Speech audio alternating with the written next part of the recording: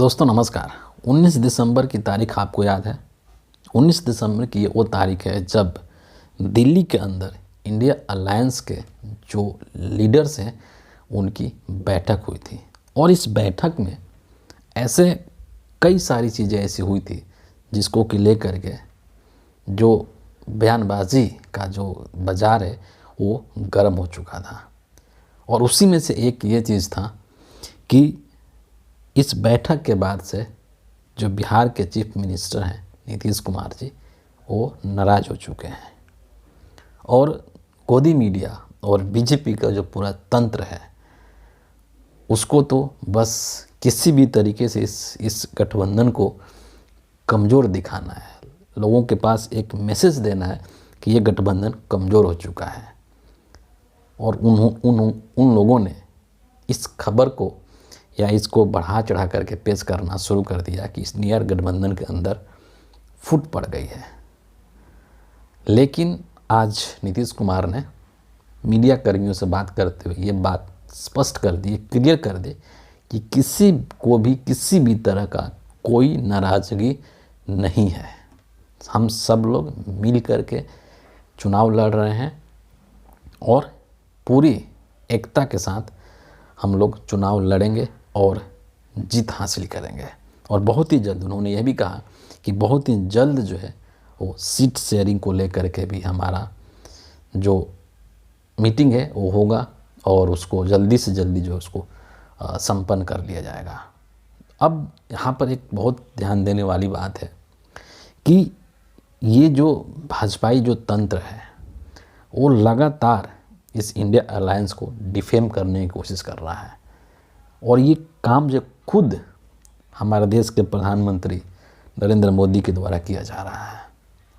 क्योंकि जब से ये इंडिया अलायंस बना है आपने देखा है, सुना है कि नरेंद्र मोदी किस किस तरह के शब्दावलियों का इस्तेमाल करते हैं इस इंडिया अलायंस के लिए। कभी घमंडिया बोलते हैं, आजकल ये लोग इंडी अलायंस बोलने लगे हैं, कभी इसको इंडियन मुजाहिदीन से तुलना कर दिए।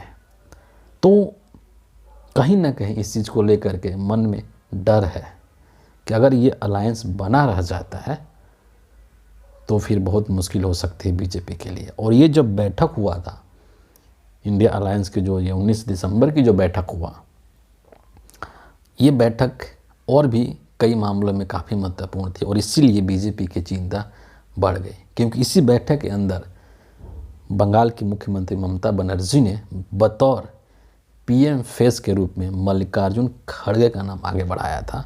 और इस प्रस्ताव का अनुमोदन किया था दिल्ली के मुख्यमंत्री अरविंद केजरीवाल ने।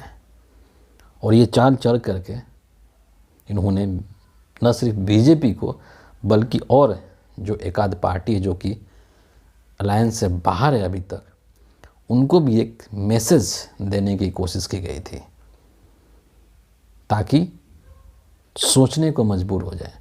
और अखिलेश यादव को लेकर के जिस तरीके से बातें कही जा रही थी कि अखिलेश यादव इस गठबंधन में शामिल नहीं रहेंगे, अलग हो जाएंगे।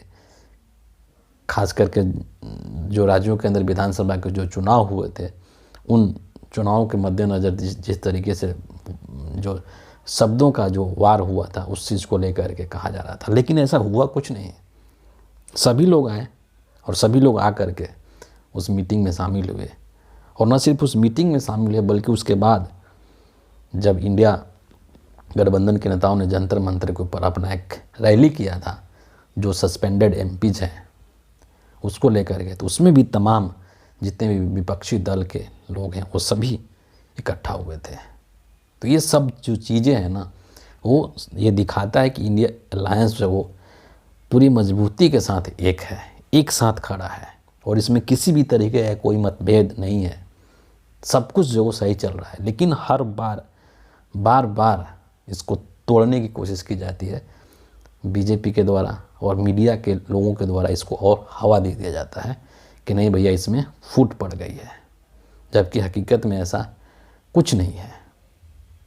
तो इसीलिए इन सब चीज़ों को, ये जो बेकार की जो न्यूज़ चल रही है, इसको कमज़ोर बनाने के लिए उस चीज़ को नज़रअंदाज कीजिए और ये मान करके चलिए कि ये जो गठबंधन है वो अटूट है और इसमें किसी भी तरीके का मतभेद नहीं है।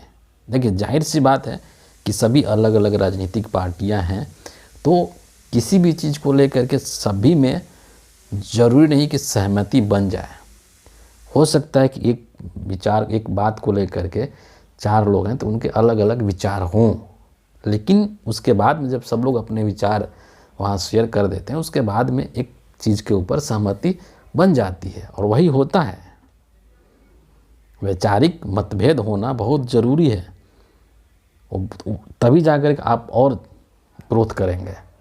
अगर सभी यस टाइप के हो जाएंगे कि नहीं, एक ने जो बोल दिया सब उस पर yes yes yes yes yes, जैसे मोदी जी काम करते हैं कि मोदी जी जिस चीज़ को बोल देंगे सारे एक स्वर में हाँ हाँ हाँ हाँ एकदम सही है। किसी के अंदर इतनी हिम्मत नहीं है, किसी के अंदर इतनी मजाल नहीं है कि उसको काउंटर कर सके या कुछ में और कुछ उसको बता सके, तो वो चीज़ गलत है ना। तो इन सब चीज़ों के ऊपर मैं यही कहूँगा कि ये जो गोदी मीडिया के न्यूज़ चैनल्स के द्वारा ये सब जो चीज़ें चलाई जाती हैं उस पर आपको बिल्कुल भी ध्यान नहीं देना है। और ये जो इंडिया अलायंस है, ये सभी लोग एकदम एकजुट हैं और एक साथ हैं। हाँ, ये अलग बात है कि लास्ट दम तक, अंतिम दम तक बीजेपी के द्वारा, नरेंद्र मोदी के द्वारा, अमित शाह के द्वारा ये कोशिश की जाएगी कि इस अलायंस में से 2-3 लोगों को तोड़ लिया जाए। ये कोशिश उनकी जारी है और जारी रहेगी चुनाव तक। ये गठबंधन जो है अभी तक अच्छा है, इसमें सभी लोग जो है एकमत हैं और किसी भी तरीके का कोई दिक्कत नहीं है। फिलहाल इस वीडियो के लिए इतना ही है। आप सभी का बहुत बहुत धन्यवाद।